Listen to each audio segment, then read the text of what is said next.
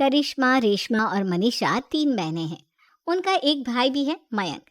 मयंक अपनी बहनों को बहुत प्यार करता है, लेकिन मयंक की पत्नी सविता इस मामले में मयंक से बिल्कुल ही अलग है। वो अपनी ननदों का जितना बुरा कर सकती है उतना बुरा करती ही रहती है और अपनी ननदों पर हुक्म भी चलाती है। करिश्मा, करिश्मा, तुमने अभी तक नाश्ता नहीं बनाया? तुम्हारे भैया को ऑफिस जाने में देर हो रही है।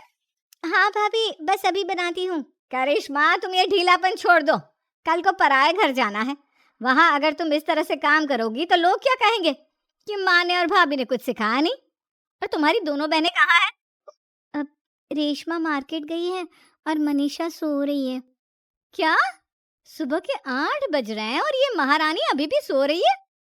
ये कहते हुए सविता अपनी सास दुर्गा देवी के पास जाती है। माँ जी, देख रही हो अपनी बेटियों के तौर तरीके?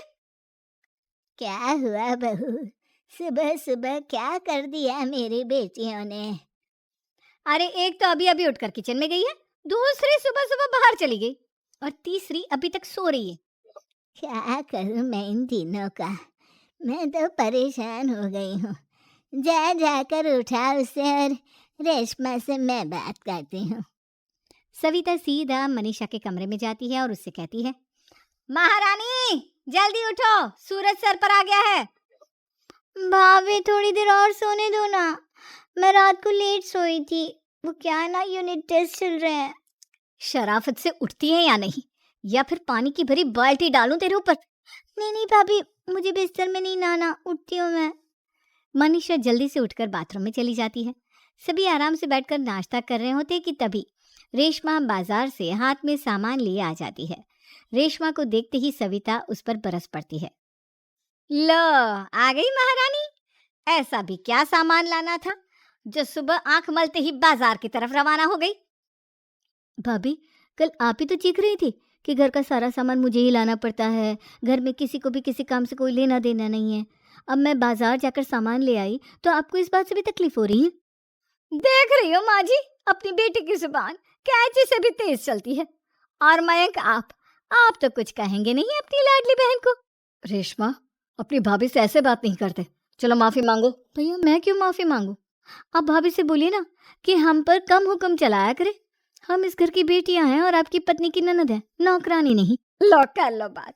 इनकी भलाई के लिए कुछ भी बोलो तो इन्हें बुरा लग जाता है। इस घर में यही इज्जत है मेरी। देख लो माँ जी, आपकी बेटी किस लहजे में मुझसे बात कर रही है।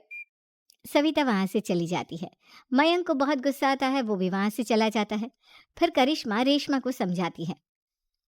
रेशमा, तुम्हें भाभी से माफी मांग लेनी चाहिए थी ना। लेकिन दीदी, मैंने कुछ किया ही नहीं, तो मैं माफी क्यों मांगू? हाँ करिश्मा दीदी, रेशमा दीदी जैसे ही घर में आई भाभी ही उन पर चिल्ला रही थी। हाँ, मैं मानती हूँ कि गलती भाभी की थी। मैं तो इसलिए बोल रही हूँ कि भाभी ने माँ को तो पूरी तरह अपने वश में कर लिया है। वो हमारी बात सुनती ही नहीं। मयंक भैया हमारे लिए हमेशा खड़े रहते हैं, इसलिए उनकी बात का मान तो तुम्हें रखना चाहिए था ना। कोई फायदा नहीं दीदी, कुछ दिनों की बात और है, भाभी उन्हें भी हमारे खिलाफ भड़का देंगी। फिर वो भी माँ की तरह हमारी किसी बात का विश्वास नहीं करेंगे। इसी तरह सविता अपनी तीनों ननदों को किसी न किसी बात पर परेशान करती रहती थी। एक दिन मयंक अपनी तीनों बहनों के लिए गिफ्ट लाया। क्या रेशमा, ये तुम्हारे लिए हार का सेट। रेशमा, तुम्हारे लिए सुंदर सी ड्रेस। और मनीषा, तुम्हें किताबें पसंद है ना, तुम्हारे लिए किताबें लाया हूँ। थैंक यू भैया, थैंक यू भैया, थैंक यू भैया। करिश्मा, तुम्हारा नेकलेस कितना सुंदर है, ये भैया कहाँ से ले आए होंगे? मैंने भैया को 3 दिन पहले फोन पर ये डिजाइन दिखाया था और आज भैया ये ले आए। सविता तो अपनी ननदों के गिफ्ट्स देखकर जल गई और करिश्मा का नेकलेस तो उसे भी बहुत पसंद आया था। अपनी बहनों के लिए कितना अच्छा नेकलेस लेकर आए हैं, मुझे कभी कोई गिफ्ट नहीं दिया। मैं आज ही ये हार चुरा लूंगी। रात में सविता करिश्मा का हार चुरा लेती है और इसी तरह उसे अपनी ननदों की जो भी चीज अच्छी लगती वो उसे मांगती नहीं, बल्कि रात के अंधेरे में चुरा लेती। इसी तरह दिन बीतते गए और सविता ने मयंक के दिल में भी उसकी बहनों के लिए नफरत पैदा कर दी। एक दिन मयंक ने करिश्मा और रेशमा के लिए रिश्ता देखा और ये बात उसने घर में सबको बताई। माँ, करिश्मा और रेशमा के लिए बहुत अच्छा रिश्ता आया है, वो लोग कल इन्हें देखने आ रहे हैं। आप और सविता मिलकर सारी तैयारी कर लेना। ये सुनकर करिश्मा और रेशमा खुश हो जाती हैं, लेकिन सविता सोचती है, अगर इन दोनों बहनों की शादी हो गई तो घर और बाहर का काम कौन करेगा? मनीषा तो एक नंबर की कामचोर है, उससे तो किसी बात की उम्मीद लगाना ही बेकार है। मुझे इस शादी को रोकना होगा। अगले दिन सभी लड़के वालों के स्वागत की तैयारी करने में लगे होते हैं। तभी मयंक अपनी बहनों से आकर कहता है, तैयार हो गई तुम दोनों? देखो दोनों लड़के बहुत अच्छे हैं, मैं कोई कसर नहीं छोड़ना चाहता, इसलिए तुम उनके सामने अच्छे से बिहेव करना और अपनी भाभी से लड़ने मत लग जाना। करिश्मा, तुम वो नेकलेस पहन लो ना जो मैं तुम्हारे लिए लाया था। भैया मैं बहुत देर से वो नेकलेस ढूंढ रही हूँ, लेकिन मुझे मिल ही नहीं रहा। क्या, तुमने नेकलेस खो दिया? तुम्हें पता भी है वो कितना महंगा था? तुम कोई काम ढंग से नहीं कर सकती। मयंक गुस्से में वहां से चला जाता है। थोड़ी देर बाद लड़के वाले भी आ जाते हैं। वो दोनों बहनों को पसंद कर लेते हैं और रिश्ता पक्का हो जाता है। लेकिन सविता के दिमाग में तो कुछ और ही खिचड़ी पक रही थी। वो पंडित जी के पास करिश्मा की कुंडली लेकर जाती है और उन्हें पैसे देकर करिश्मा की कुंडली बदलवा देती है। जब लड़के वालों के पास करिश्मा की कुंडली जाती है तो वो दुर्गा को फोन करते हैं। बहन जी, हमने करिश्मा की कुंडली अपने पंडित जी को दिखाई थी। आपकी बेटी की कुंडली नहीं बल्कि दोषों का पिटारा है।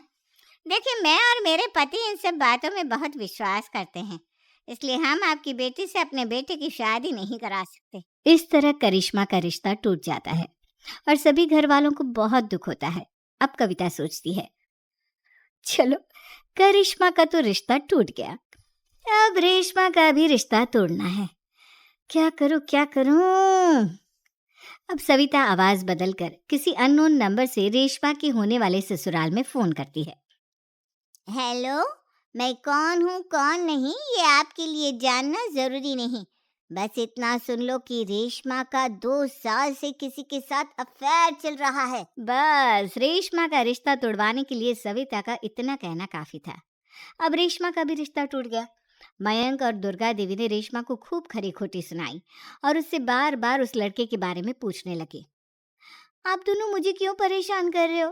अरे कोई लड़का होगा मेरी लाइफ में तो मैं बताऊंगी ना, जब कोई है ही नहीं तो कहाँ से लाऊं मैं कोई लड़का?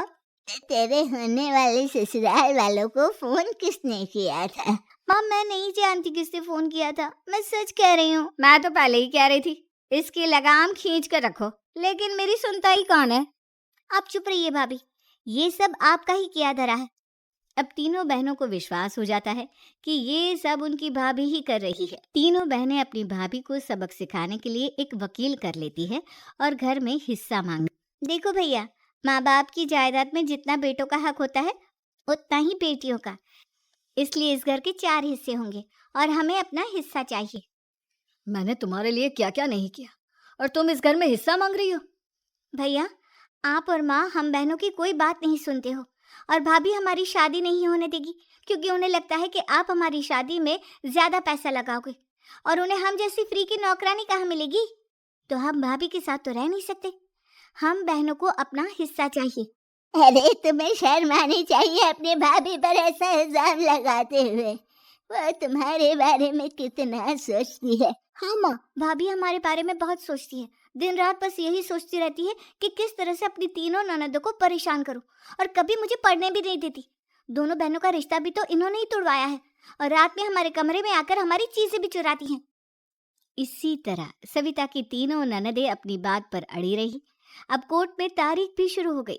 जब सविता को लगा कि उसकी तीनों ननद इतनी आसानी से नहीं मानने वाली, तो उसने अपने पति और सास को सारी सच्चाई बता दी और अपनी तीनों ननद से माफी मांगी। मयंक और दुर्गा को भी अपनी गलती का एहसास हो गया। अब सविता खुद करिश्मा और रेशमा के लिए अच्छा रिश्ता ढूंढती है और उनकी शादी करवाती है।